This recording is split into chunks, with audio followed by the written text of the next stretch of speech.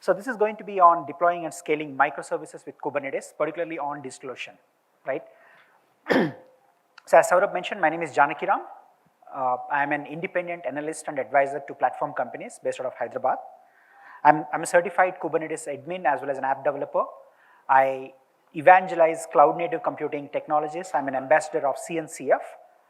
I'm excited to bring you a live demo and a walkthrough of Kubernetes on DigitalOcean.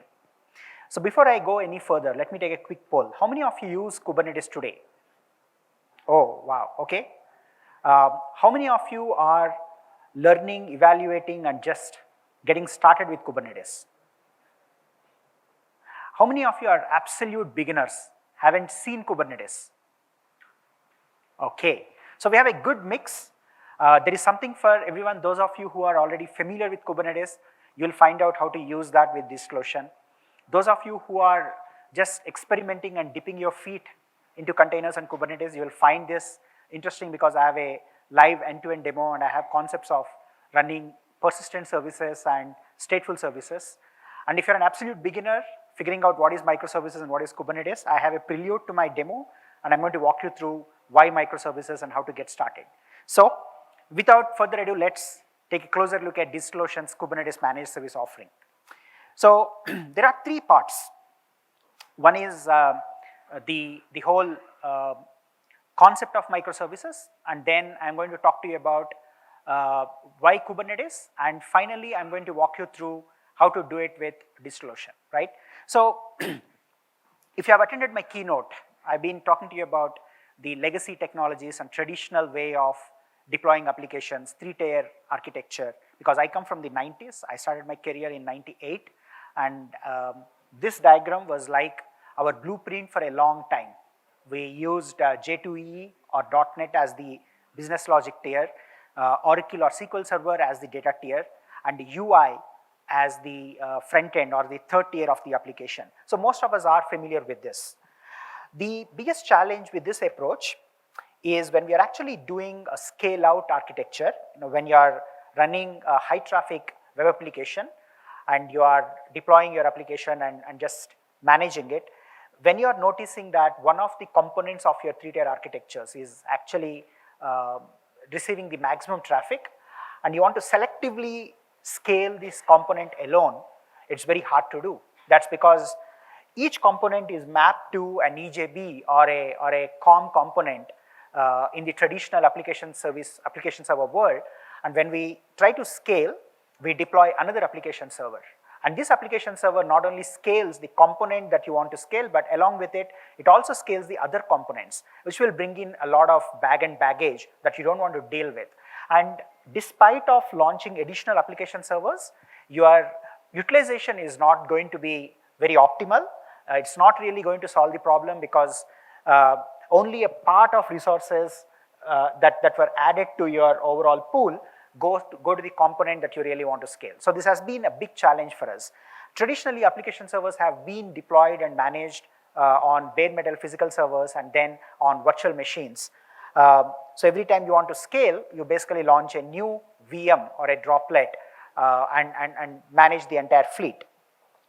The more recent phenomenon of doing this is by turning your fine-grained components into what we call as microservices. So microservices are a logical evolution of componentization, SOA, web services, and containers. So it's a logical, natural progression of technologies that we have been using for the last 2 decades. So in microservices, we don't actually deal with an application server that is going to be the boundary for running your business logic or your core application logic. Instead, we are going to have a pool of resources that are coming from multiple nodes, multiple virtual machines or bare metal servers.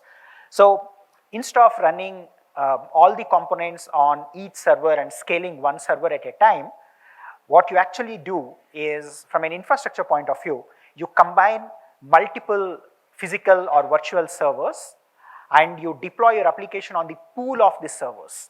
That means if you have, let's say, 4 servers and each server has a 4-core CPU and 4 GB of RAM and let's say 50 GB of storage, you effectively end up getting 16 cores of CPU, 16 GB of memory, and 200 GB of storage. Now, you don't really look at one application server at a time, but instead you will deploy your application on this flat hierarchy of resources, and that is going to automatically scale and expand. So your logical boundary of execution is no more a machine, but it is a set of machines treated as one logical compute, memory, and storage unit.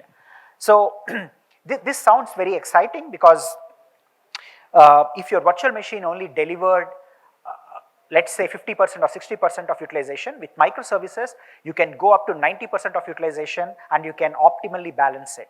At any given point of time, if you look at the resource utilization of the underlying server or droplet or the virtual machine, it will be very optimal. So your application performance is ultimately going to be much more better and optimal. It's also going to save you on cost, because with limited number of resources you are able to scale better. But the question is, how do I write these services?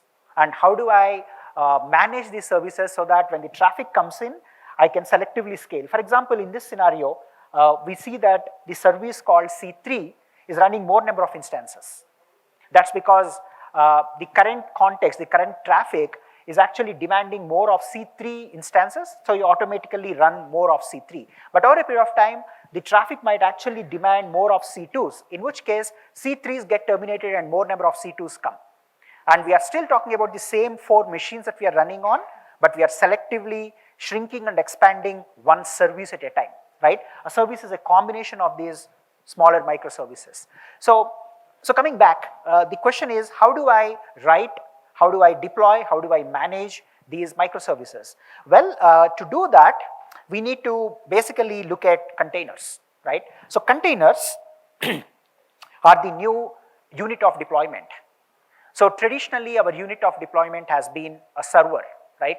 So in good old days, when your end users complained that the application is becoming very slow, you would immediately look at the server utilization and figure out that the CPU utilization and the memory is actually becoming too high, and the only way to support your end users is to add additional resources. So you would throw in additional RAM, you'll add additional CPUs, and you scale up. And when it comes to cloud world, the unit of deployment has always been a virtual machine. So if you are talking about Amazon EC2, it's an EC2 instance. On DigitalOcean, it's a droplet. In GCE, it's a compute instance. But the unit of scale has always been a virtual machine at a time. Whereas when it comes to containers, a container is much more lightweight. A container is much more scalable. It is extremely portable. The reason for that is underlying architecture of containers doesn't use a hypervisor. If you compare and contrast containers with virtualization, because they both look similar but they're extremely different. In virtualization, you have an operating system, and on top of the operating system, you have a hypervisor like vSphere or KVM or Xen. And then on top of the hypervisor, you have multiple virtual machines, and every virtual machine is an independent, isolated resource. Every virtual machine has the same operating system, the same libraries, frameworks, runtimes. It has very similar code. Now, if you have to launch another virtual machine, unfortunately 90% of the code base or what goes into the virtual machine is exactly the same. That means on one host, if you are running multiple virtual machines, every virtual machine is basically running redundant piece of operating system, framework, language, runtimes that cannot be shared across homogeneous VMs, and the delta between one VM and the other is only 10%. But you still pay the tax of virtualization by launching a VM where you manage the redundant set of layers in terms of operating system, frameworks, binaries, libraries, and so on. And that is the tax that you pay when you are launching and scaling VMs. So when a VM comes up, it boots all the way from the post, it goes to BIOS, it actually emulates the entire boot up process, and by the time it joins a load balancer and starts receiving the traffic, it can go anywhere from minutes to hours, depending on the environment. And that is not how you scale the current e-commerce or high traffic scenarios. Now compare and contrast this with virtual machines, with containers. First of all, in containers, there is no hypervisor. And second thing, in containers, the operating system that is running on the host is shared across multiple isolated containers. That means if you have installed Linux, let's say an Ubuntu 18.04 or a Debian or a RHEL, and you are launching a container, guess what? The container doesn't have an operating system inside that. It only has your code and whatever dependencies you want to embed in that container. And that's the reason why if a virtual machine runs into gigabytes of storage, typically containers are starting with megabytes, and it might go to GB depending on what you actually bake into it, but they are far more lighter than a virtual machine. That's because there is no redundant software baked into every container. And if you are running multiple containers on the same host, 80% of the prerequisites for that container is shared by the underlying operating system. And that's the reason why you can actually launch a container and scale in just a few seconds. You can launch one container and scale to 100 in just a few seconds. There is no tax that you pay in terms of replicating the operating system, the dependencies, and so on. So that is the fundamental concept of containers. And containers have been around for a while. They are not absolutely new. For example, Solaris has something called zones. Microsoft Windows has isolated processes. Linux started with LXC, and now they have become mainstream thanks to Docker that democratized how to use containers. So today, when we talk about microservices and creating fine-grained components that do one task at a time, the best packaging and deployment mechanism is containers. So if you are writing a large application, you're not expected to write millions of lines of code that go into one application. Instead, you take that application, break it down into tiny services like Lego blocks, and you stack one block on top of each other to compose your application. So your application is an assembly of services, and each service is completely independent and autonomous. For example, when you write an authentication service, you don't write it keeping one application in mind. You write an authentication service which is completely independent and can work in multiple contexts. But when you bring that service into your application context, it starts catering to that domain and that app boundary. So that's how you can actually assemble multiple containers representing one microservice at a time, and you build a very composed, very modular application, and that application is called a microservices application. So the building blocks of microservices is basically containers.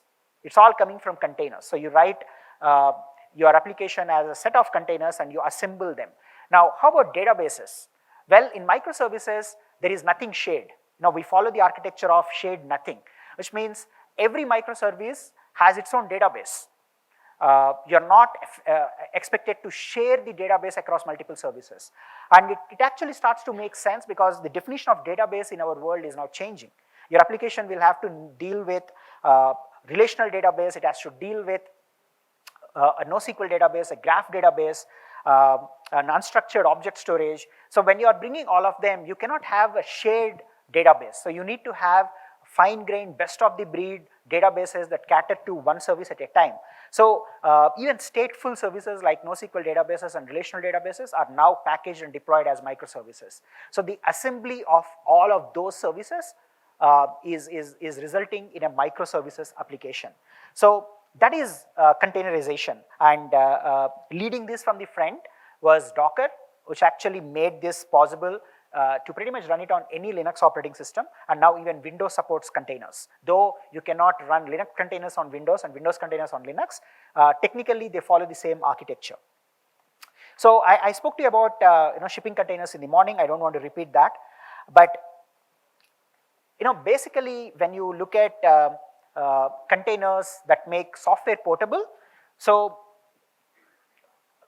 think of container like a zip file, right? Today, there is no operating system that doesn't understand zip.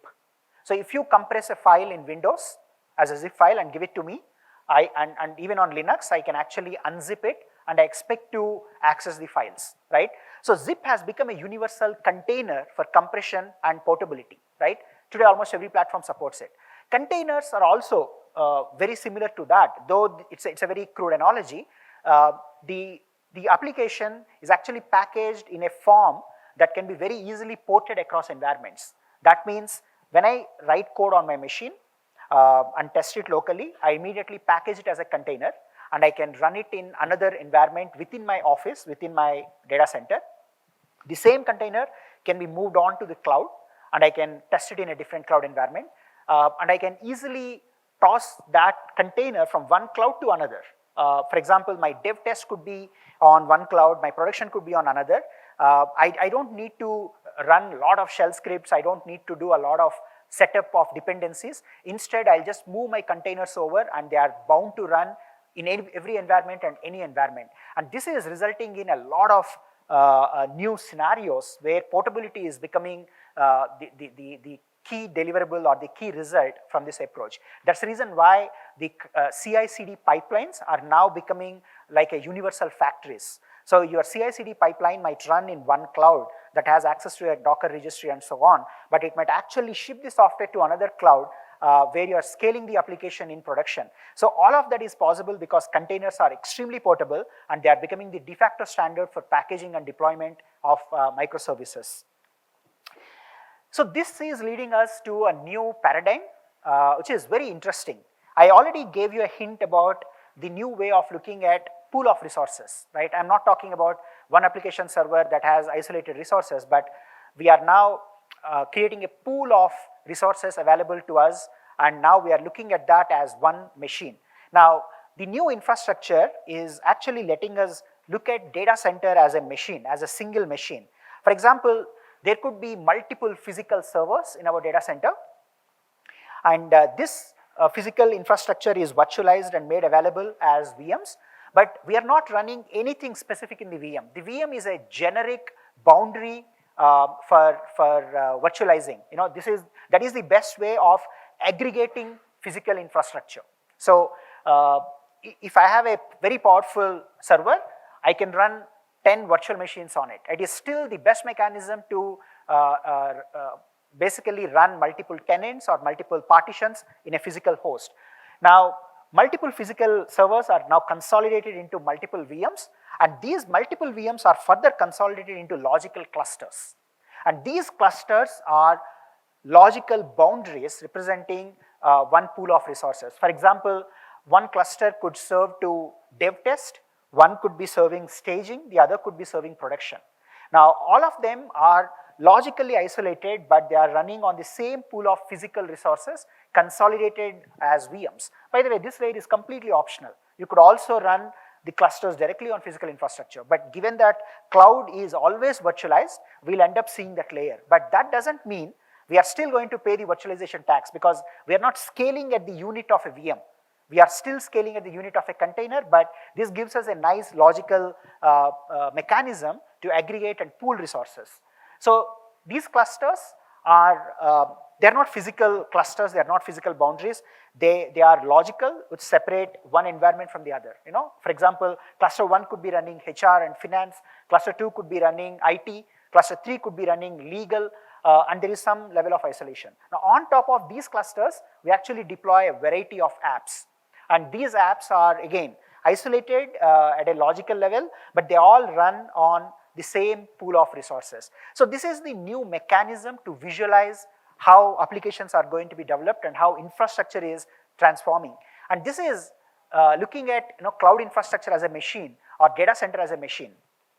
So when you give me 4 machines, I don't deal with them independently. I connect all of them together and I treat them like a high performance computer that gives me an aggregated, consolidated pool of resources. And this is how infrastructure is very quickly transforming. Now, we have operating systems that can do wonders within the physical infrastructure and virtual machines, right? Windows, Linux, Solaris, whatnot. They have been very, very good and efficient in managing one server at a time. But when we are talking about data center as a machine, we need a new operating system, right? We definitely need a new process manager, resource manager, and a scheduling engine that doesn't deal with one machine at a time, but lets you deal with the entire array of machines or a cluster of machines. So today, if you launch a process, the job of an operating system is to take that process and attach it to one of the cores of your CPU. It does it very transparently, right? When you launch Notepad on Windows or when you launch any process on Linux, the job of an operating system is to take that process and assign it to one of the cores and a set of threads that are directly associated with your CPU. Now, we are not talking about one core of a CPU at a time. We are talking about the whole data center as a machine. Now, I want to run a web server, or I want to run 10 instances of web servers, and I want to deploy this, and I don't care which machine is going to run my app. So we need a new operating system to basically handle this, and that operating system was not there till Kubernetes came in. So what is Kubernetes? The best way of visualizing Kubernetes is, it's the operating system that lets you treat multiple machines as single machine, and you submit jobs to Kubernetes, and it will internally figure out how to place your resources in one of the machines. So for me, the crudest analogy, and it resonates with my audience all the time, is like a transport coordinator with multiple buses, right? The transport coordinator's job in any company is to make sure that every bus is running full, to make sure that it is efficient. So he has visibility into which routes, empty seats, fuel efficiency and all of that, and employee demand, and he will basically create a nice route map saying employees traveling in this direction will take this bus, and at any point of time he knows how many buses are full, how many are empty, and how many are half empty, and how many of them are half full, right? Kubernetes is like that transportation coordinator, and every seat of a bus is like a CPU core, and every bus is like a physical server. So when you submit a job to Kubernetes, it basically figures out how it can schedule and place your application so that it is very efficient. So Kubernetes is not very different from any distributed computing architecture. If you are familiar with Hadoop or any other scheduler distributed architecture, there is a master whose job is to play the role of a coordinator. Then there are multiple nodes, and every node is responsible for running your workload, and in Kubernetes every workload is deployed as a pod. So that is the high level introduction of Kubernetes. It's an operating system for the whole data center, not for a single machine. That's the key takeaway.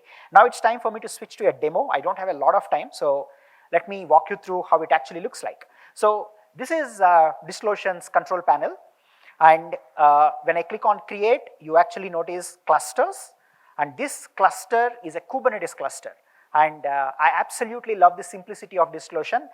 Trust me, I have played with more than a dozen managed Kubernetes services. Nothing is as simpler as this. So you choose the version of Kubernetes, then you choose the location, and you choose what kind of configuration you want, and how many nodes you want in your cluster. Give it a name. Let's call this Devo Tide. Push the button. Boom. In 5 minutes, you have a 3-node Kubernetes cluster up and running. And how does it look like? Well, I'm going to submit my jobs using a command line tool called kubectl. That's the utility to talk to Kubernetes. So to save time, I have already gone ahead and launched the 3-node cluster. And if you see, there are 3 nodes, which means at our disposal, we have the aggregate pool of resources coming from 3 different nodes. And now my idea is to launch a very simple application. So for that, I'm going to take the help of a mean application, which is the Node.js with MongoDB and Angular. So first I'm going to launch my database workload, and this is how the database is going to look like. So if you notice, I'm launching this database pod. By the way, in Kubernetes, the deployment unit is not a container. It is called a pod because a pod is a collection of containers. If I need to launch multiple containers together, and if they need to work in tandem, I need to package them as a pod. At the minimum, pod will have 1 container, but it can have more than 1 container. So I'm launching a MongoDB pod, and I'm pulling the image, the container image called Mongo from Docker Hub, which is the registry, the repository of all the images. I'm exposing the port 27017, the default MongoDB port. And then because MongoDB needs to be available even after the pod faces a problem or we need persistence, so what I do is I basically mount the /data/db directory into one of the storage elements, and this storage element is actually what is provided by DigitalOcean's block storage. So DigitalOcean has a block storage service. So when I launch my MongoDB pod, what I basically do is I first create a persistent volume, and When I launch a persistent volume on Kubernetes, DigitalOcean is intelligent enough to create a block storage device, attaches to the node, creates a storage resource and places my database in it. Very nice, straightforward mechanism.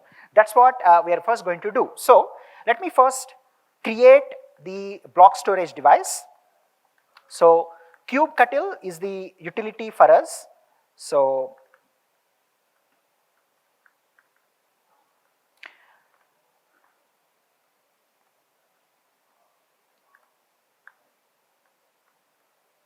I'm creating what is called as a persistent volume claim. So a persistent volume claim will ensure that our database pod is scheduled on a node that has backend storage. Otherwise, if you don't add a storage, if the database pod gets killed, you have no way to recover the data, right? It is like launching a droplet and killing a droplet. So with that in place, remember this thing called Mongo PVC. So my MongoDB pod is pointing to this claim called Mongo PVC.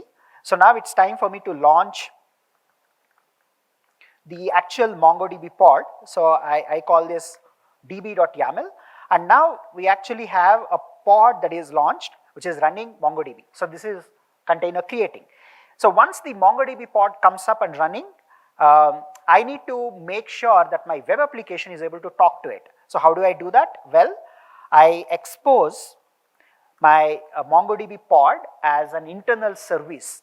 This is how I am turning MongoDB into a microservice. If I don't create a service on top of the pod, there is no way that my web application can talk to the pod. So I need to establish a channel of communication, and that is what is called as a service.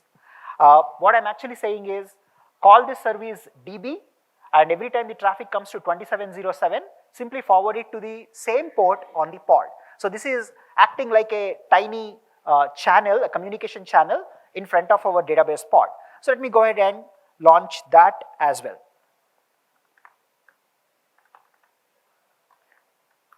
So now I have gone ahead and launched a pod. So we have the database pod up and running. Then I have also launched a service that basically exposes our DB pod to the internal consumers. And now it's time for me to show you how the web app would look like. So my web app is also a microservice. So I call it as a deployment. A deployment is a collection of multiple pods. A pod is a collection of multiple containers. A deployment is a collection of multiple pods. And how many I want to run? I want to run 3 instances of my web service pod, web pod. And the image, the Docker container image for that is already done. It's already there. So I'm just pulling that. And because inside my code and configuration, I always say talk to DB. And because we created a service by name DB, my web app can always find out where the MongoDB instance is. That is how I do a service discovery. So now I go ahead and launch the web deployment. So web.yaml, and this results in the creation of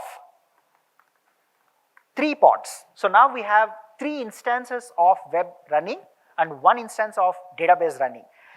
I still cannot access my application. That's because I don't have a service attached to my pods, my deployment, right? Without that, I cannot talk.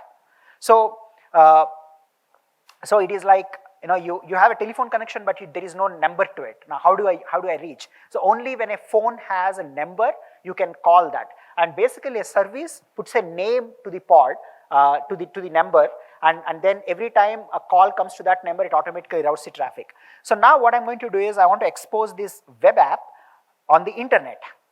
So what I do is I tell Kubernetes that, hey, talk to all the pods that meet this criteria called name is web, app is to do app. So if you actually notice, I'm putting the selector as web, and this is going to link to all my pods that actually match name is equal to web and app is equal to do app. So that's how I basically wire my web service with my pods. So there is a indirect linkage between my load balancer to the pods to the deployment. So it's a very nice mechanism to wire up. So these are called labels and selectors. So now what I'm going to do is to launch this service. Okay, now this results in the creation of a load balancer, right?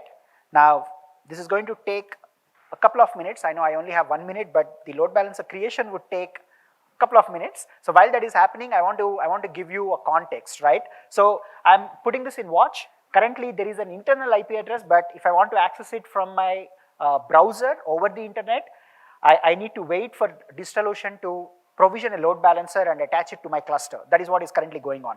Now, coming back to the use case that I am talking to you about, this is what we have achieved so far. So we are running a database microservice based on Mongo that is exposed as a microservice. Then we are running multiple instances of the web, and all of them talk to the same one instance of MongoDB, and we put a load balancer in front of this web service so that when traffic comes, it automatically gets routed to one of the web pods. Now, doing this architecture using traditional VM-based infrastructure would take 1 hour, right?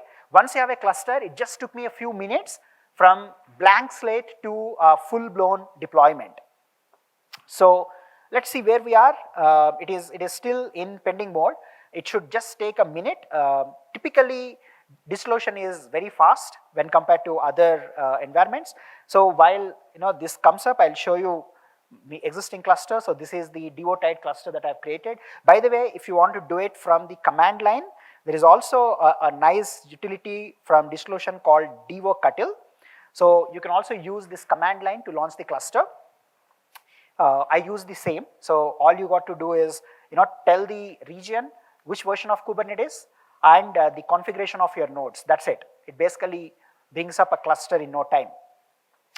Now, if you go to networking and click on load balancers, the kubectl commands that have been running so far basically resulted in the creation of this load balancer. So when I click on this, you'll see that there are 3 droplets that are associated, and these 3 droplets are the nodes of Kubernetes cluster.